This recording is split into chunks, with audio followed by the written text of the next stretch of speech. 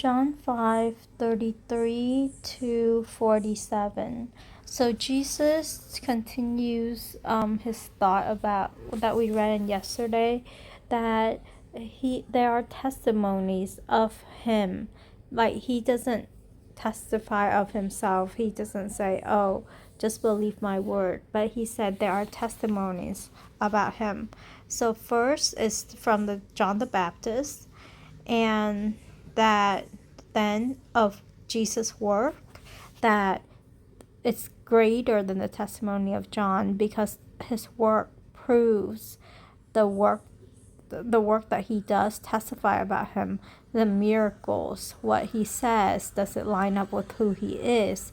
Is he corrupt? Like, is he like people nowadays where they seek fame and then they do wrong stuff in their position of power?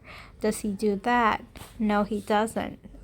And in fact, he doesn't let power corrupt him. Satan tempt him, but yet he never sinned. Then the testimony of the Father is kind of hard to understand here, because he even said himself that we cannot hear the voice of God, the Father, and we cannot see his form. So how is it that Jesus said he has testified about Jesus? I think that is through Jesus' baptism is one of it. Well, but we have not heard it, but later on we will see that God the Father does speak sometime, like to disciples like Peter, like, "Listen to my son," on the Mount of Transfiguration, during like early on during Jesus' baptism. Then the testimony of the scriptures, that mean the scripture was written about him, the psalm, the law, the prophet, all point to Jesus as the coming Messiah. Daniel wrote, and based on Daniel, the Jews had a timeline of when they expect their Messiah. That's why they were going around looking for the Messiah and seeing if anyone fit that role. And then Jesus here is very important.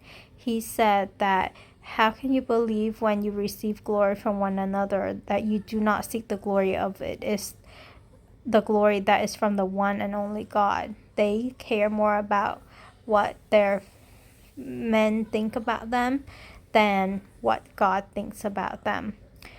Jesus said in verse 43, "I have come in my Father's name, and you do not receive me. If another come in his own name, you will receive him." He is most likely talking about the Antichrist.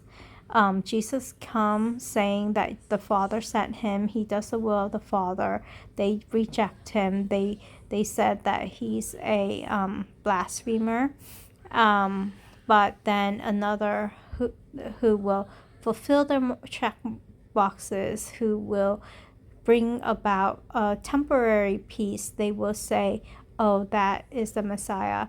They will worship him until he desecrates the temple 3.5 years into their relationship, their contract, the peace negotiation. And then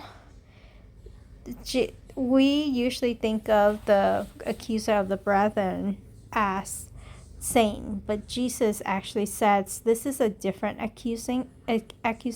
It's not like false accusation, or it's not accusation to condemn, but this is like truthful, that Moses wrote about Jesus, but they did not believe Moses' writing. So it's just saying, you said that you believe in Moses, but you don't actually believe in his writing. And so these are all the testimonies that Jesus says testify about him.